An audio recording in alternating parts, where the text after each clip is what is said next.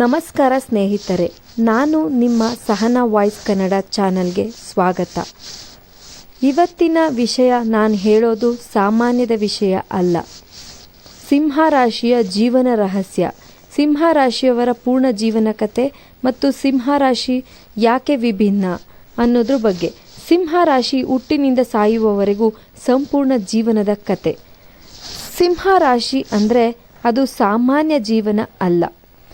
ಇದು ಒಂದು ಯುದ್ಧ, ಒಂದು ಯಾನ, ಒಂದು ಆತ್ಮಕತೆ. ಸೂರ್ಯನ ಶಕ್ತಿಯನ್ನು ಒತ್ತು ಹುಟ್ಟಿದವರು ಸಿಂಹರಾಶಿಯವರು. ಇವರು ಗಮನ ಸೆಳೆಯಲು ಹುಟ್ಟಿದವರು, ಸಾಮಾನ್ಯವಾಗಿ ಬದುಕಲು ಅಲ್ಲ, ವಿಶೇಷವಾಗಿ ಬದುಕಲು ಹುಟ್ಟಿದವರು. ಹುಟ್ಟಿದ ಕ್ಷಣದಿಂದಲೇ ಸಿಂಹರಾಶಿಯ ಮಕ್ಕಳಲ್ಲಿ ವಿಭಿನ್ನತೆ ಎಂಬುದು ಕಾಣುತ್ತದೆ. ಜೋರಾಗಿ ಅಳುವುದು, ಎಲ್ಲರ ಗಮನ ಅನ್ನೋದು ಬೇಕು, ಮುದ್ದು ಬೇಕು, ಪ್ರೀತಿ ಬೇಕು. ಪ್ರೀತಿಯು ಸಿಕ್ಕರೆ ಈ ಮಕ್ಕಳು ಚಿನ್ನದಂತೆ ಬೆಳೆಯುತ್ತಾರೆ. ಪ್ರೀತಿ ಕಡಿಮೆ ಆದರೆ ನೋವನ್ನು ಮೌನವಾಗಿ ಸಂಗ್ರಹಿಸಿಕೊಳ್ಳುತ್ತಾರೆ. ಸಿಂಹರಾಶಿಯವರು ಬಾಲ್ಯದಲ್ಲೇ ಇವರ ಮನಸ್ಸು ತುಂಬ ಸೂಕ್ಷ್ಮವಾದದ್ದು. ಒಂದು ಮಾತು, ಒಂದು ಅವಮಾನ, ಒಂದು ಕಡೆಗಣನೆ ವರ್ಷಗಳ ತನಕ ಮನಸ್ಸಿನಲ್ಲಿ ಉಳಿದುಕೊಳ್ಳುತ್ತದೆ. ಹೊರಗೆ ಗರ್ವವನ್ನು ತೋರಿಸುತ್ತಾರೆ.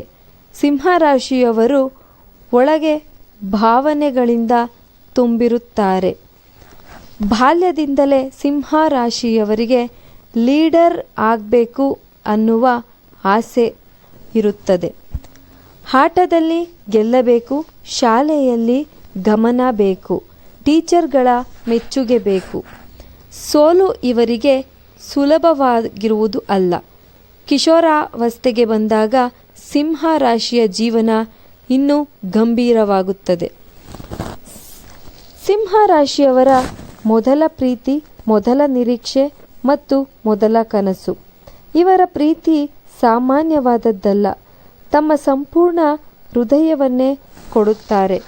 ಆದರೆ ಸಿಂಹರಾಶಿಯವರು ಎದುರಾಳಿ ಅಷ್ಟು ಆಳವಾಗಿ ಅರ್ಥ ಮಾಡಿಕೊಳ್ಳದೆ ಹೋದಾಗ ಮೊದಲ ದೊಡ್ಡ ಗಾಯ ಆಗುತ್ತದೆ. ಸಿಂಹರಾಶಿಯವರು ಹೊರಗೆ ನಗುತ್ತಾರೆ, ಒಳಗೆ ಮುರಿದು ಹೋಗುತ್ತಾರೆ. ಈ ಹಂತದಲ್ಲೇ ಸಿಂಹರಾಶಿಯವರು ಕಲಿಯುತ್ತಾರೆ, ಎಲ್ರಿಗೂ ನನ್ನ ಹೃದಯ ಕೊಡಬಾರದು ಅಂತ. ಇಲ್ಲಿಯೇ ದೇವರು ಕೊಟ್ಟ ಮೊದಲ ಗುಪ್ತ ಶಕ್ತಿ ಜಾಗೃತವಾಗುತ್ತದೆ. ಸಿಂಹರಾಶಿಯವರು ಜನರ ಮನಸ್ಸನ್ನು ಓದುವ ಶಕ್ತಿ, ಆದರೆ ಅದನ್ನು ಅವರು ತಡವಾಗಿ ಅರ್ಥವನ್ನು ಮಾಡಿಕೊಳ್ಳುತ್ತಾರೆ. ಯುವಾವಸ್ಥೆಗೆ ಬಂದಾಗ ಸಿಂಹರಾಶಿಯವರು ದೊಡ್ಡ ಕನಸುಗಳನ್ನು ಕಟ್ಟಿಕೊಳ್ಳುತ್ತಾರೆ. ಸಿಂಹರಾಶಿಯವರು ಹೆಸರು ಬೇಕು, ಗೌರವ ಬೇಕು, ನಾನು ಬೇರೆ ಅನ್ನೋ ಭಾವನೆ ಗಟ್ಟಿಯಾಗುತ್ತದೆ. ವೃತ್ತಿ ಜೀವನ ಸಿಂಹರಾಶಿಯವರಿಗೆ ಆರಂಭವಾಗುತ್ತದೆ. ಕೆಲವೊಮ್ಮೆ ಅವಕಾಶ ಸಿಗುತ್ತದೆ, ಕೆಲವೊಮ್ಮೆ ಅವಮಾನಗಳನ್ನು ಇವರು ಎದುರಿಸುತ್ತಾ ಬರುತ್ತಾರೆ. ಕೆಲವೊಮ್ಮೆ ಏರಿಕೆ, ಕೆಲವೊಮ್ಮೆ ಇಳಿಕೆ ಆಗುತ್ತದೆ. ಕೆಲವೊಮ್ಮೆ ಭಾರೀ ಪತನ.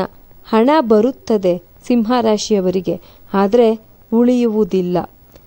ಸ್ನೇಹಿತರಿಗಾಗಿ, ಗೌರವಕ್ಕಾಗಿ, ತೋರಿಕೆಗಾಗಿ ಖರ್ಚಾಗುತ್ತದೆ.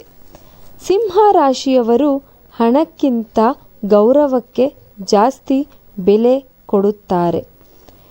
ಮೊದಲ ದೊಡ್ಡ ಸೋಲು, ಮೊದಲ ದೊಡ್ಡ ಪತನ ಇವರ ಜೀವನದ ತಿರುವು. ಸಿಂಹರಾಶಿಯವರು ಈ ಸಮಯದಲ್ಲಿ ಯಾರು ಜೊತೆ ಇರಲ್ಲ, ಒಂಟಿತನವೇ ಗುರು. ಇಲ್ಲಿಯೇ ದೇವರು ಕೊಟ್ಟ ಎರಡನೇ ಗುಪ್ತ ಶಕ್ತಿ ಬರುತ್ತದೆ. ಎಷ್ಟು ಬಾರಿ ಬಿದ್ದರೂ ಮತ್ತೆ ಎದ್ದು ನಿಲ್ಲುವ ಶಕ್ತಿ. ಮದುವೆ ವಿಚಾರದಲ್ಲಿ ಸಿಂಹರಾಶಿಯವರು ತುಂಬ ಯೋಚನೆ ಮಾಡುತ್ತಾರೆ. ಒಮ್ಮೆ ಮದುವೆ ಆದಮೇಲೆ ಪೂರ್ಣ ಜೀವನವನ್ನೇ ಕುಟುಂಬಕ್ಕೆ ಕೊಡುತ್ತಾರೆ. ಸಿಂಹರಾಶಿಯವರು ಪತಿ ಅಥವಾ ಪತ್ನಿಯಾಗಿ ಇವರು ತುಂಬ ನಿಷ್ಠಾವಂತರು. ಗೌರವ ಇದ್ದರೆ ಪ್ರಾಣವನ್ನು ಕೊಡುತ್ತಾರೆ. ಗೌರವ ಅನ್ನುವುದು ಇಲ್ಲದಿದ್ದರೆ ಮಾತು ಕಡಿಮೆ ಮಾಡುತ್ತಾರೆ. ಕುಟುಂಬದ ಜವಾಬ್ದಾರಿ ಒಬ್ಬರೇ ಹೊತ್ತುಕೊಳ್ಳುತ್ತಾರೆ. ತಮ್ಮ ಕನಸುಗಳನ್ನು ಬದಿಗಿಟ್ಟು ಮಕ್ಕಳು, ಮನೆ, ಕುಟುಂಬಕ್ಕಾಗಿ ಬದುಕುತ್ತಾರೆ.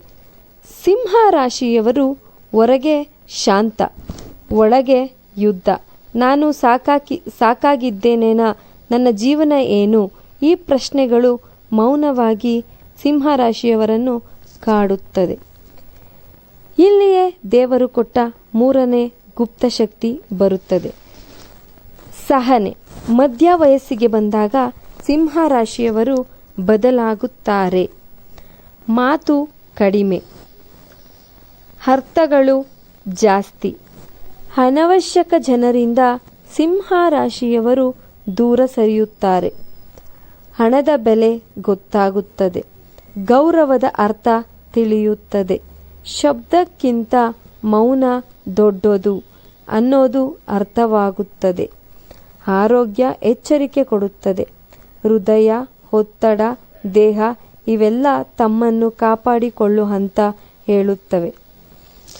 ಇಲ್ಲಿಯೇ ದೇವರು ಕೊಟ್ಟ ನಾಲ್ಕನೇ ಗುಪ್ತ ಶಕ್ತಿ, ಅದು ಆತ್ಮಜ್ಞಾನ. ಸಿಂಹರಾಶಿಯವರು ವೃದ್ಧಾಪ್ಯಕ್ಕೆ ಬಂದಾಗ ಅಹಂಕಾರ ಕರಗುತ್ತದೆ, ನೋವು ಶಾಂತವಾಗುತ್ತದೆ, ನೆನಪುಗಳು ಜೊತೆಗಿರುತ್ತವೆ. ಗೆದ್ದ ದಿನಗಳು, ಸೋತ ಕ್ಷಣಗಳು, ಕಳೆದುಕೊಂಡ ಜನ ಎಲ್ಲವೂ ನೆನಪಾಗುತ್ತದೆ. ಸಿಂಹರಾಶಿಯವರು ಆದರೆ ಒಂದು ತೃಪ್ತಿ ಇರುತ್ತದೆ, ಜೀವನವನ್ನು ಸಂಪೂರ್ಣವಾಗಿ ಬದುಕಿದ್ದೇನೆ ಅನ್ನೋದು. ಮಕ್ಕಳಲ್ಲಿ ತಮ್ಮ ಪ್ರತಿಬಿಂಬವನ್ನು ನೋಡುತ್ತಾರೆ. ಸಿಂಹರಾಶಿಯವರು ತಮ್ಮ ತಪ್ಪು ಮಕ್ಕಳು ಮಾಡಬಾರದು ಅನ್ನೋ ಆಸೆ, ಆಕಾಂಕ್ಷೆ, ನಿರೀಕ್ಷೆ ಎಲ್ಲವನ್ನೂ ಇಟ್ಟುಕೊಂಡಿರ್ತಾರೆ. ಇಷ್ಟು ವರ್ಷ ಬದುಕಿ ಸಿಂಹರಾಶಿಯವರು ಕಲಿತ ದೊಡ್ಡ ಸತ್ಯ ಯಾವುದು ಗೊತ್ತಾ? ಹಣ ಶಾಶ್ವತ ಅಲ್ಲ, ಗೌರವ ಕ್ಷಣಿಕ, ಪ್ರೀತಿ ಮಾತ್ರ ಉಳಿಯುತ್ತದೆ. ಮರಣವನ್ನು ಸಿಂಹರಾಶಿಯವರು ಭಯಪಡುವುದಿಲ್ಲ. ಇದು ಅಂತ್ಯ ಅಲ್ಲ, ವಿಶ್ರಾಂತಿ ಎಂದು ಭಾವಿಸುತ್ತಾರೆ. ಸಿಂಹರಾಶಿಯವರಿಗೆ ಆತ್ಮಬಲ, ಬಂಧನಗಳಿಂದ ಮುಕ್ತವಾಗಿ ಸೂರ್ಯನ ಬೆಳಕಿಗೆ ಲೀನವಾಗುತ್ತದೆ. ಸಿಂಹರಾಶಿಯವರು ಒಂಟಿಯಾಗಿ